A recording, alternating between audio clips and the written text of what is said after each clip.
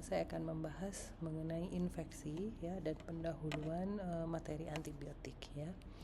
Nah, sebagai gambaran antibiotik berhubungan dengan infeksi. Kenapa? Karena memang antibiotik digunakan untuk mencegah supaya infeksi itu tidak meluas. Nah, berikut adalah gambaran infeksi yang terjadi pada awal abad 21, terutama di daerah negara maju.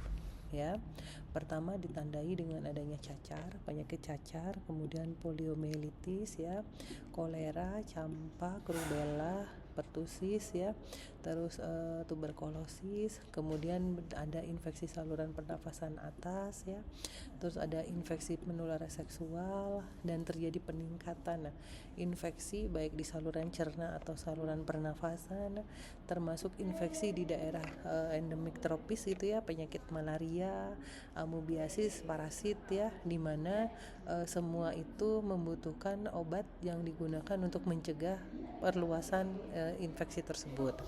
Nah, oleh karena itu kemudian dicarilah yang namanya antibiotik. Dan ini adalah perjalanan penemuan pengembangan obat antibiotik. Dimulai dari awal 1900 dengan ditemukannya antibiotik dari bakteri tanah ya. Kemudian ditemukannya antibiotik yang pertama adalah salvartan, kemudian ditemukannya dari antibiotik dari actinomycetes, sulfonamida ya. Terus ditemukannya pada saat ini erat banyak ditemukannya antibiotik mulai dari golongan beta lactam sampai golongan glikosida ya, aminoglikosida. Kemudian ada lagi ditemukan ada resistensi mulai muncul di sini. Terus kemudian dilakukan pengembangan antibiotik baru untuk mencegah resistensi lebih lanjut ya. Sampai sekarang pun yang namanya penelitian antibiotik ini tidak akan pernah berakhir. Nah, apa saja sih sebenarnya yang bisa menyebabkan antibiotik itu harus terus diteliti ya, harus terus dicari untuk mencegah infeksi? Karena pertama adanya perubahan iklim dan pemanasan global. Saat ini ya kalau di Indonesia kan biasanya musim hujan itu pada bulan-bulan yang berakhiran misalnya September, Oktober, November, Desember. Tapi sekarang dengan adanya perubahan iklim, nah di bulan April, Maret, Juni, Mei itu pun masih terjadi hujan ya. Jadi adanya perubahan iklim dan pemanasan global yang nanti dia bisa memperluas cakupan dari infeksi tersebut. Yang kedua, faktor yang bisa menyebabkan perubahan infeksi itu adalah peningkatan populasi. Peningkatan populasi yang disertai dengan degradasi lingkungan yang dapat menyebabkan kurangnya ketersediaan pangan yang aman. Nah, ingat ya, yang namanya pangan berhubungan dengan peningkatan status imun. Jadi kalau banyak yang kemiskinan, berarti imunnya kemungkinan nanti akan bisa terimbas ya. Bisa menyebabkan masyarakat imunnya akan berkurang. Kemudian adanya perpindahan penduduk. Jadi misalnya kalau dari sini dari daerah ke kota. Nah, itu kan jenis infeksinya kan berbeda. Nanti di sini itu bisa menyebabkan perluasan dari infeksi tersebut. Nah, kemudian ada juga yang memang sengaja mengembangkan penyakit digunakan sebagai bioterorisme, terutama infeksi ya. Dan ini contohnya adalah antraks, botulinum ya, cacar, demam berdarah. Ini yang katanya memang sengaja dilepaskan untuk menurunkan jumlah populasi ya, atau sebagai bioterorisme. Ini hal-hal yang menyebabkan infeksi itu sulit untuk dikendalikan. Berikutnya saya akan menjelaskan mengenai bagaimana penularan infeksi. Infeksi itu bisa menular melalui 4 rute ya. Bisa rute udara atau melalui oral ya, atau kontak langsung dan cara lain. Nah, kalau melalui udara jelas ya, infeksi ini dilepaskan ketika pasien mengeluarkan batuk, bersin atau berbicara, dan bisa nanti infeksinya itu bisa dalam bentuk droplet yang kemudian dihirup oleh orang lain nih. Atau misalnya nanti droplet tersebut melekat pada pakaian atau debu, nanti dia tetap bisa menghantarkan infeksi tersebut. Nih, ini contoh ya. Jadi ini adalah titik-titik, ini adalah droplet. Orang yang pasien yang baju hijau ini dia batuk, dia mengeluarkan droplet, dan droplet itu tidak sengaja kita hirup, nanti dia masuk ke saluran pernafasan. Nah, ini adalah beberapa contoh penyakit yang disebabkan oleh yang bisa menyebabkan penularannya lewat udara. Contohnya adalah cacar air ya. Terus ada tonsilitis, ada difteri, ada infeksi saluran nafas, batuk kerjang, TBC gitu ya, influenza atau yang kemarin COVID. Dan bisa juga infeksi meningitis ya. Nah, ini adalah penularan melalui jalur udara. Berikutnya adalah penularan infeksi melalui mulut atau intestinal. Nah, umumnya dia pada saat tidak sengaja tertelan melalui mulut, kemudian dia akan lanjut ke usus. Nih, ya. Kadang-kadang kalau tidak langsung jari-jari di sela-sela jari itu bisa juga terinfeksi, dan kemungkinan peralatan makan yang tidak bersih gitu ya, atau pakaian yang tidak sengaja ada infeksi terus kita pegang. Nah, makanya kenapa kalau kita mau makan harus cuci tangan dulu, karena kita tidak tahu kita habis megang apa gitu ya. Nah, contoh penyakitnya ada penyakit tifoid ya, ada penyakit disentri, kolera, ada gastroenteritis ya, ada juga dari bentuk cacingan itu bisa juga dikarenakan penularan lewat mulut atau oral. Nah, berikutnya bisa juga penularan infeksi melalui kontak langsung. Nih, melalui kontak langsung contohnya bisa melalui kulit di sini ya, bisa melalui jalur kelamin, dan bisa melalui darah atau produk darah yang terinfeksi. Nih ya, ini contohnya nanti bisa dilihat. Nah, yang berikutnya adalah penularan infeksi dari jalur lain. Ini contohnya leptospira. Jadi kalau biasanya ada banjir, ada air tergenang, nah terus tidak sengaja nanti dia ada urin tikus yang di sana mengkontaminasi, nah itu bisa menyebabkan penyakit leptospira. Nah, ini adalah infeksi dari jalur lain. Nah, oleh karena itu kita membutuhkan yang namanya obat ya. Obat atau biasanya kita sebut kemoterapi. Kemo artinya senyawa kimia, terapi artinya adalah pengobatan. Jadi kemoterapi pada dasarnya adalah pengobatan menggunakan bahan kimia. Nih, ya. Antibiotik, kenapa kita harus fokus belajar kemoterapi yang menggunakan antibiotik? Karena antibiotik itu sering digunakan. Satu dari pasien itu umumnya mendapatkan resep antibiotik, ya. Nah, pertama kita lihat definisi dari antibiotik itu sendiri. Antibiotik adalah zat kimia yang dihasilkan oleh satu macam mikroorganisme pada konsentrasi rendah bisa menghambat pertumbuhan atau membunuh mikroorganisme lain. Jadi definisi lama adalah dia diperoleh dari organisme, gunanya menghambat pertumbuhan atau membunuh mikroorganisme lain. Seiring berkembangannya pengetahuan, definisi ini berubah ya. Antibiotik adalah senyawa yang dihasilkan mikroorganisme yang diperoleh atau bisa diperoleh secara sintetik penuh atau sebagian ya, yang pada konsentrasi rendah dapat menghambat pertumbuhan mikroorganisme lain. Jadi pada definisi baru di sini tidak harus diperoleh dari mikroorganisme, tapi bisa disintesis, apakah itu sintesisnya penuh atau sebagian. Nah, berdasarkan dari spektrum kerjanya, antibiotik bisa dibagi menjadi dua ya. Yang pertama adalah spektrum luas, yang kedua adalah spektrum sempit. Nah, untuk antibiotik yang spektrum luas, dia bisa efektif untuk gram bakteri gram positif dan gram negatif. Sedangkan untuk spektrum sempit hanya pada satu jenis gramnya ya. Nah, bisa dilihat pada gambar. Di sini ada bakteri gram negatif, di sini ada bakteri gram positif ya. Bisa dilihat kalau yang disebut dengan antibiotik spektrum luas, contohnya di sini adalah Cephalosporin sulfonamida, dia bisa digunakan untuk bakteri gram negatif dan gram positif ya. Untuk streptomycin kadang kita sebut dia bakteri gram spektrumnya sempit karena hanya bisa untuk bakteri gram negatif, tapi bisa digunakan untuk mycobacteria. Polymyxin, dia jelas-jelas dia adalah bakteri gram, bisa untuk bakteri gram negatif saja, makanya kita sebutnya spektrumnya sempit.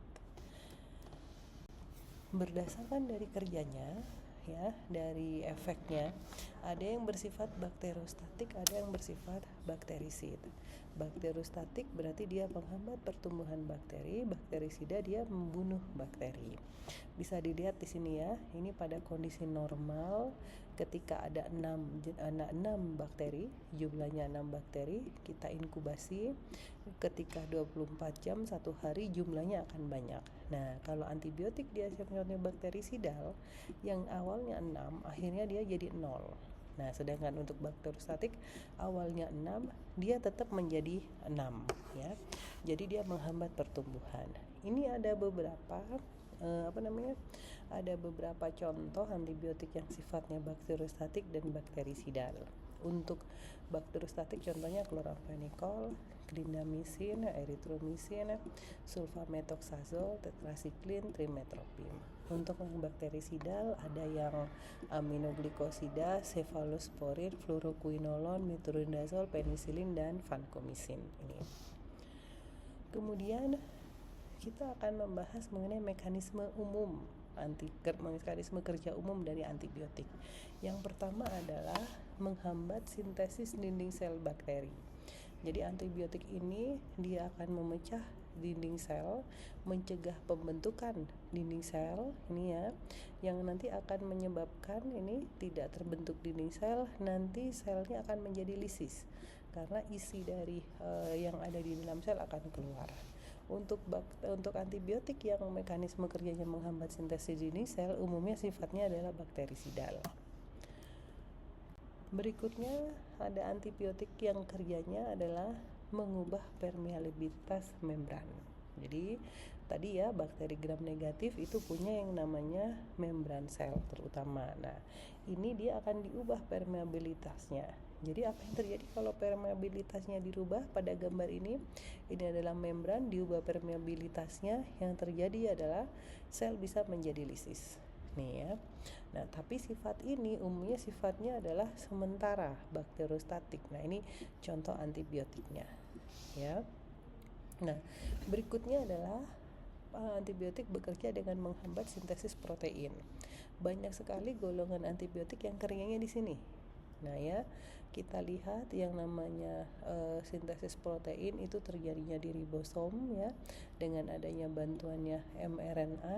Nah, beberapa antibiotik bekerjanya di sini. Apakah dia bekerja dengan cara menghambat pelekatan dengan mRNA, atau bekerja dengan cara menghambat enzim peptidil transferase, atau nanti dia mengubah titik temunya di 30S ribosom gitu ya. Nah, untuk antibiotik yang kerjanya di sini dia bisa bersifat bakterisik atau bakteriostatik. Contoh obatnya ada aminoglikosida, ada tetrasiklin, ada makrolida ya, ada kloramfenikol.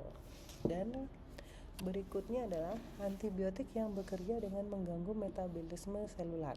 Nih ya, mengganggu tahap-tahap metabolisme di dalam sel mikroba. Nih ya. Sel di dalam sel itu ada yang namanya DNA ya. Di dalam sel itu ada yang namanya enzim ya. Jadi antibiotik ini bisa bekerja menghambat pembentukan replikasi DNA, atau dia bekerja dengan mengubah target enzim gitu ya. Nah, di sini contohnya apa? Contohnya adalah rifampicin, obat TBC, isoniazid juga obat TBC ya. Ada juga asam nalidiksat dan turunannya quinolone yang dia mengubah yang dia mempengaruhi proses replikasi DNA. Nah, berikutnya ini adalah rangkuman dari mekanisme kerja dari antibiotik ya. Bisa dilihat di sini, ada yang kerjanya menghambat sintesis dinding sel, ada yang kerjanya menghambat mempengaruhi integritas, ini sama ya. Nah, ada yang menghambat sintesis DNA, ada yang menghambat DNA girase pada saat replikasi ya. Ada yang menghambat RNA polimerase pada saat replikasi, ada yang menghambat pembentukan protein pada proses translasi. Kemudian kita akan mempelajari kombinasi antibiotik. Antibiotik itu lebih baik jika digunakan adalah kombinasi. Tujuannya apa? Tujuannya supaya dia mengurangi kemungkinan resistensi obat dan dikombinasi untuk menghasilkan efek sinergi. ya. Dan bagus jika digunakan kalau terjadi infeksi campuran atau infeksi yang secara organismenya tidak diketahui. Nah, ini ada contoh beberapa kombinasi antibiotik dengan obat lain. Kemudian ada istilah yang harus diketahui, ada namanya kemoprofilaksis, ada profilaksis primer, ada profilaksis sekunder. Ini adalah contoh penggunaan antibiotik untuk mencegah infeksi. Jadi antibiotik itu digunakan bukan untuk mengobati tapi untuk mencegah infeksi, ya. Misalnya ada pasiennya dia mau operasi gigi. Operasi gigi ditakutkan dia bisa menyebabkan endokarditis. Pasiennya sudah punya gangguan fungsi jantung. Nah, dikasih amoksisilin sebelum dia cabut gigi atau operasi gigi untuk mencegah tadi gangguan pada fungsi jantung, ya. Atau obat TBC tidak diminum satu kali, tapi obat TBC itu banyak kategorinya. Ada obat kategori 1 yang digunakan sampai beberapa bulan. Tujuannya apa? Mencegah relapse atau mencegah kekambuhannya. Jadi tujuannya adalah profilaksi. Berikutnya yang harus diketahui adalah tadi sudah disinggung mengenai resistensi antibiotik. Apa itu resisten? Resisten itu antibiotiknya tidak bisa digunakan untuk menghambat atau membunuh bakteri, ya. Nah, ini mulai ditemukan pada saat tahun 1900 ternyata banyak antibiotik yang dia sudah tidak bisa mengobati penyakit yang seharusnya bisa diobati, ya. Contohnya pada tahun 1948 ternyata ada yang namanya Staphylococcus, dia sudah resisten dengan penisilin, dan kemudian akhirnya dicoba dicari antibiotik yang dia bisa mengatasi resistensi ini. Jadi penisilin sudah tidak bisa digunakan untuk membunuh Staphylococcus. Nah, bagaimana resistensi itu terjadi? Ingat, yang meresisten itu adalah bakteri. Jadi pertama mungkin hanya satu yang resisten dia terhadap satu antibiotik. Tapi lama-lama antibiotik yang ini normal, yang gambar ini normal, yang gambar biru adalah yang resisten. Hanya satu yang resisten. Akhirnya dia akan menginduksi yang lain untuk menjadi resisten. Nah, kalau sudah resisten, dia tidak akan bisa diobati. Bagaimana mekanisme resistensi? Mekanisme resistensi itu banyak, ya. Mulai dari obatnya tadi harusnya masuk, dia sifatnya misalnya targetnya adalah menghambat sintesis protein, obat antibiotiknya masuk, tapi bakteri bisa mengeluarkan lagi. Itu yang namanya fenomena efflux, ya. Kemudian dia bisa menginaktivasi enzim targetnya. Kemudian dia mengubah enzim targetnya. Nah, itu adalah mekanisme resistensi, ya. Saya harapkan untuk pendahuluan singkat ini bisa dipahami. Nanti kita akan bahas berikutnya lebih lanjut tiap golongan antibiotik. Terima kasih. Wassalamualaikum warahmatullahi wabarakatuh.